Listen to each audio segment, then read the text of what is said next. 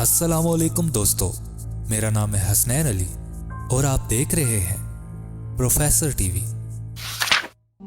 चंद रोज़ पहले इंडिया के एक मशहूर यूट्यूबर ध्रुव राठी, जिनके नाम से शायद ही कोई वाकिफ़ ना हो क्योंकि इनके यूट्यूब पर इस वक्त तकरीबन 12 मिलियन से ज़ायद सब्सक्राइबर्स हैं और जिनका कंटेंट भी यूट्यूब पर अपनी तर्ज का एजुकेशनल कंटेंट है, इसलिए वो दुनिया में मुख्तलिफ मज़ाहिब पर वीडियोस बनाते रहते हैं। मगर कुछ रोज़ पहले इनकी यूट्यूब वीडियो में ये इब्राहिमिक रिलीजन्स का कंपैरेटिव एनालिसिस करते हैं और ये साबित करने की कोशिश करते हैं कि ये तमाम दीन अपनी जगह पर सही हैं, इनमें इख्तलाफात मामूली नोयत के हैं और हालांकि वो अपने दीन यानी हिंदुज़म को भी इस्लाम के साथ कंपेयर करके इसे सही साबित करने की कोशिश करते हैं।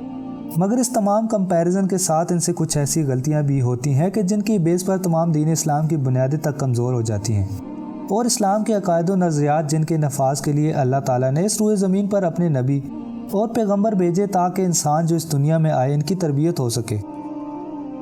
देखें, किसी भी इंसान की ज़िंदगी के लिए रिलीजन बहुत अहम मसला होता है क्योंकि इसकी ज़िंदगी के तमाम मामलात, रहन सहन, खाना पीना इसी मज़हब के तहत होता है। ये बिल्कुल इसी तरह होता है जैसे किसी इमारत की बुनियाद रखी जाए और इसके ऊपर खड़ी इमारत का वजूद। किसी भी इंसान के अंदर मस्बत पहलू को तस्लीम करना बहुत ज़रूरी होता है। मसलन ध्रुव राठी जो यूट्यूब चैनल पर एजुकेशनल कंटेंट बनाते हैं, बहुत ही लॉजिकल वे से अपना काम कर रहे हैं। मसलन इस वीडियो के आगाज़ में ही उन्होंने बहुत अहम पॉइंट पर बात की है कि कैसे दुनिया के मुख्तलिफ मज़ाहिब के अंदर लोगों को किस तरह मज़हब के नाम पर एक्सप्लॉइट किया जा रहा है। पॉलिटिक्स और मीडिया के ज़रिए कैसे मज़हब के नाम पर नफरत और जहन साजी की जा रही है और ज़ाती मकासद पूरे किए जा रहे हैं। अब आप में से कुछ लोगों के मन में इस सवाल भी आया था कि भाई रिलीजन के ऊपर वीडियोस बनाने का क्या तुक बना, वो भी आज के ज़माने में। इसमें मेरा मानना है दोस्तों, आज के ज़माने को देखते हुए ही मुझे लगता है कि रिलीजन के ऊपर वीडियोस बनाना ज़रूरी है, क्योंकि रिलीजन आज के दिन एक ऐसी चीज़ बन गई है जिसे बहुत बुरी तरीके से एक्सप्लॉइट किया जा रहा है पॉलिटिशियंस और मीडिया के द्वारा। इसकी इस बात से शायद ही कोई इख्तलाफ कर सकता हो क्योंकि मज़हब के नाम पर ज़ाती मफाद हासिल करने का ये सिलसिला सिर्फ इंडिया के अंदर नहीं बल्कि हमारे मुल्क पाकिस्तान के अंदर भी जारी है। और ध्रुव राठी की इस बात पर यह कंक्लूड भी किया जा सकता है कि उन्होंने जानबूझकर इन गलतियों को अंजाम नहीं दिया, बल्कि इल्मी सतह पर बहैसियत इंसान इन गलतियों की गुंजाइश मौजूद और हम सब पर लाजिम है कि इनका जवाब लॉजिकली दें ताकि हमारे दीन का एक पॉजिटिव इमेज पहुँच सके। तो चलें वीडियो को शुरू करते हैं।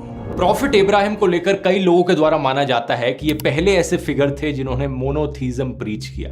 मोनोथीज्म का मतलब सिर्फ एक भगवान में विश्वास रखना।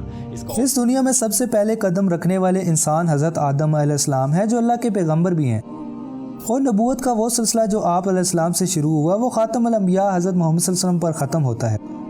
हज़रत आदम अलैहिस्सलाम से लेकर आप सल्लल्लाहु अलैहि वसल्लम तक और जिसमें हज़रत इब्राहीम अलैहिस्सलाम भी शामिल हैं, सब ने अपने अपने दौर में अपनी उम्मतों को एक अल्लाह की तरफ दावत दी क्योंकि ये अल्लाह के मुंतखब करदा बंदे थे जिन्होंने अल्लाह का पैगाम लोगों तक अपने किरदार, अखलाक और पढ़ कर सुनाया। इसलिए हज़रत इब्राहीम अलैहिस्सलाम ही नहीं बल्कि हज़रत आदम अलैहिस्सलाम से लेकर आप सल्लल्लाहु अलैहि वसल्लम तक तमाम अंबिया मोनोथीस्ट यानी सिर्फ एक अल्लाह ही की इबादत करते और उसकी तरफ दावत देते। इन तमाम अंबिया का, जिनमें हज़रत इब्राहीम अलैहिस्सलाम भी शामिल है, इन सब का एक ही रब की तरफ बुलाना इस बात का सबूत है कि ये सब पैगाम एक मालिक कायनात की तरफ से है और ये असूल भी है कि जब भी किसी बात पर रहनुमाई दरकार हो तो इससे मुतल्लिक रहनुमाई इस पर सबसे लेटेस्ट एडिशन से ली जाती है। और चूँकि आप सल्लल्लाहु अलैहि वसल्लम आखिरी नबी हैं, इसलिए आप पर नाज़िल होने वाली किताब कुरान मजीद हमारे लिए लेटेस्ट एडिशन ही है जो क़यामत तक रहनुमाई का ज़रिया है। मगर यहाँ एक सवाल जो हमारे जहनों में पैदा होता है वो ये कि अगर ये तमाम किताबें पैगाम अगर एक खुदा की तरफ से हैं तो इनमें फ़र्क क्यों पैदा हुआ?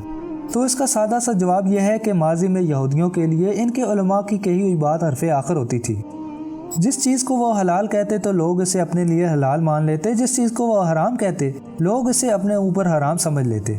अब इस चीज़ का फ़ायदा यहूदी उलमा ने मुख्तलिफ सूरतों में नाजायज़ तरीक़ों से लेना शुरू कर दिया। मसलन उन्होंने अपने ऊपर सूद को हलाल ठहरा लिया और इसका फ़ायदा आज तक पूरी दुनिया में यहूदी उठा रहे हैं और दुनिया का तमाम बैंकिंग सिस्टम सूद पर चल रहा है। यहूदी उलमा ये जानते थे कि एक नबी आ रहे हैं जिनकी खबर इनको पहले ही मिल गई थी, मगर उन्होंने जानबूझकर आप सल्लल्लाहु अलैहि वसल्लम पर ईमान लाने से इनकार किया और यहूदी आज तक मुसलमानों के खिलाफ हैं। ध्रुव राठी ने अपनी वीडियो के अंदर जिस तरह आदम अलैहिस्सलाम को और अम्मा हवा को जिस तरह बराना हालत के अंदर दिखाया, ये किसी भी मुसलमान के लिए काबिल कबूल नहीं है। और इस किस्म का कंटेंट बनाते हुए आपको इस रिलीजन के फॉलोअर्स की दिल आज़ारी ना होने का खास ख्याल रखना चाहिए क्योंकि मुसलमान अपने रिलीजियस मैटर्स से बहुत इमोशनली जुड़े होते हैं। भगवान को रिग्रेट फील होने लगता है, यार क्यों बनाया मैंने इन इंसानों को, ये तो ऐसे निकले। अल्लाह ताला भगवान को रिग्रेट महसूस होता है? ایسا خدا جس نے تمام دنیا کو تخلیق کیا، جو ٹائم کی قید سے آزاد ہو اور جو خالق ہے مخلوق نہیں، ایسے کیسے ممکن ہے کہ اسے اپنے ہی کیے پر ریگریٹ ہو؟ اللہ تو ٹائم سے آزاد ہے، اسے تو اپنے فیصلوں کا علم ہوتا ہے، جیسا کہ انسان کی تخلیق کے وقت فرشتوں نے کہا تھا کہ یہ انسان کل کو تیری نافرمانی کریں گے، مگر اللہ نے کیا جواب دیا تھا کہ جو میں جانتا ہوں وہ تمہیں معلوم نہیں۔ یہاں پر ضرور راٹھی ہالی ووڈ فلمز کا کنسیپٹ ایڈ کر رہے ہیں، جیسا کہ ان فلموں میں دکھایا جاتا ہے کہ کچھ مخلوق انسانوں کو تجربوں کے ذریعے بناتی ہے اور کل کو یہی انسان اس کریٹر کے خلاف کھڑا ہو جاتا ہے اور اسے اپنے کیے پر ریگریٹ محسوس ہوتا ہے کہ میں نے انسان کو کیوں تخلیق کیا۔ لیکن اسی بیچ ایک اچھا انسان ہوتا ہے نوح نام سے۔ کرسچنز انہیں نوح کر کے پکارتے ہیں اور مسلمز انہیں نوح بلاتے ہیں۔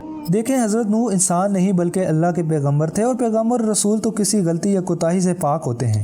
ان کا مقصد اپنی قوم تک اللہ کا پیغام پہنچانا، ان کو اللہ کے عذاب سے خبردار کرنا ہے، اور بالکل اسی کیس میں اللہ نے حضرت نوح کو بتا دیا تھا کہ آپ کی قوم پر عذاب نازل ہونے والا ہے، اس لیے آپ ایک بڑی کشتی بنائیں اور اپنی قوم کے نیک لوگوں اور زمین پر پائے جانے والے تمام جانوروں کی قسموں میں سے ایک ایک کا جوڑا اپنی کشتی میں سوار کر لیں۔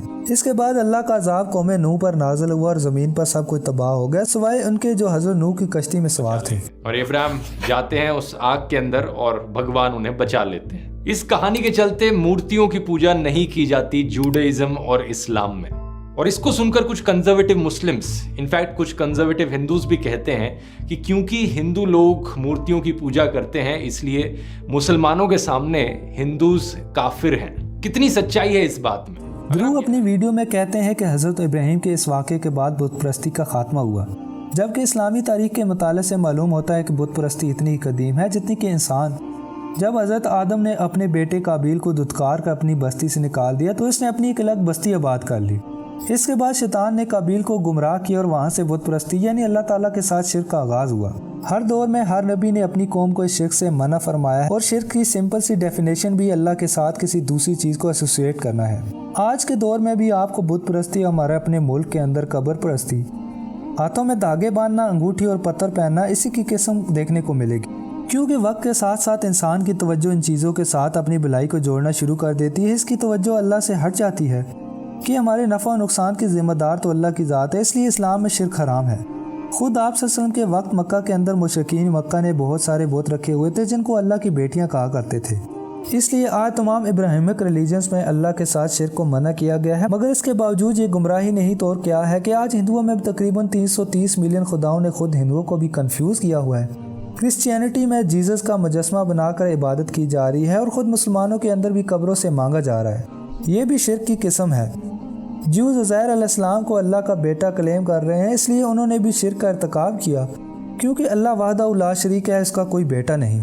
مشرکین مکہ حبل کو جو بت تھا اور اس کو تمام بتوں کا سردار اور اللہ کے برابر درجہ دیتے تھے، جس کو آپ صلی اللہ علیہ وسلم نے توڑا تھا، بالکل اسی طرح جیسے حضرت ابراہیم علیہ السلام نے بتوں کو توڑا تھا۔ مگر یہاں پر ایک چیز جو آپ صلی اللہ علیہ وسلم اور حضرت ابراہیم علیہ السلام میں کامن ملتی ہے، وہ یہ کہ آپ صلی اللہ علیہ وسلم اور حضرت ابراہیم علیہ السلام نے اپنی قوم کو شرک کی لعنت سے بچانے اور ایک اللہ کی طرف دعوت دینے کا کام کیا تھا۔